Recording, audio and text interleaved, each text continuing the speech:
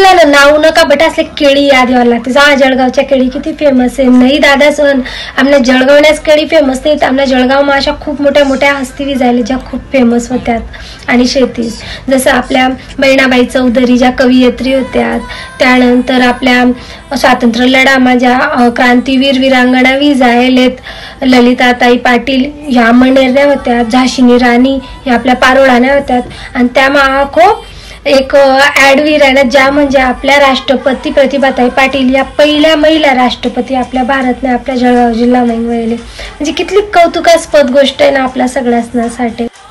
जर आपण आजूबाजू देखाणं म्हण तर रावेर मॅंग रक्षाताई खडसे शिवाय आपल्या दिंडोरी मॅंग भारतीताई पवार असल्या खासदारकी भेटणी होती. आणि यंदा सुद्धा त्यासना पक्षांनी त्यासली उमेदवारी दिली. त्यामुळे आप सोनामा सुहागा जर म्हण तर आपल्या जळगाव जिल्ह्यामध्ये स्मिताताई वाघ यासले खासदारकीनी उमेदवारी बीजेपीने दिले. यानापेक्षा म्हणजे सोने सुहागा काय विन.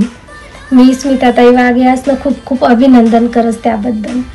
आपला पंतप्रधान नरेंद्र मोदी यासनी 33% महिलांना आरक्षण देवानं घोषित करेल. ते 2029 पर्यंत येईन. पण त्यांना पहिले आपल्या उत्तर महाराष्ट्रामध्ये बीजेपीनी 6 पैकी 4 मतदारसंघांना जसं जळगाव आहे, नंदुरबार आहे, दिंडोरी आहे, रावेर आहे यामध्ये महिला उमेदवार 4 दिनात. यापेक्षा मोठी बात काय विन. महाराष्ट्रामध्ये सावित्रीबाई फुले याचं नाव काले गणकच पक्षच राजकारण कर.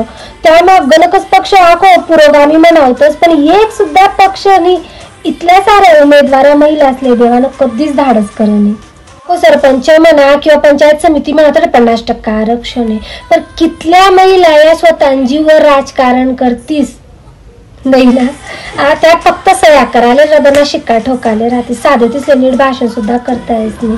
बाकीनं जे समाय नाही ते त्याचा नवराच समायस. मग काय काम ना असं काय बोलीन माणूस. जे आपल्या जळगावना महिला उमेदवार शेतीस त्या उच्च शिक्षित शेतीस त्या विद्यार्थी चळवळण्या कार्यकर्त्या होत्या. झेडपीना पहिला महिला अध्यक्ष होत्या.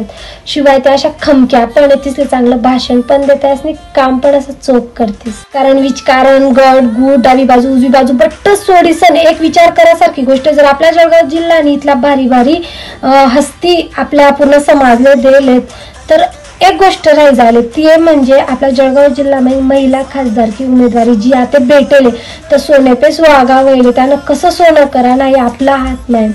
जर एखादी बाईनं नवरा मरिगा ती ढासळी जास 2-2 वर्ष लागतातच उठी सनबट आले. पण तसं आम्हा आपल्या स्मिताताई वाघ यासनी स्वतःला कसं मजबूत ठेवा आणि पुढे पण कार्यरत राहण्यात हे खरंच शिकासारखं. तुम्ही देखील मला निकिताताईंनी पदर कसा लिदा. मी त्यासना व्हिडिओ देखा तसा फोटो देख आणि मी नंतर नोटीस कर की एवढी मोठी व्यक्ती कार्यरत आहे सगळीकडे डोक्यावर पदर आलू दिसते.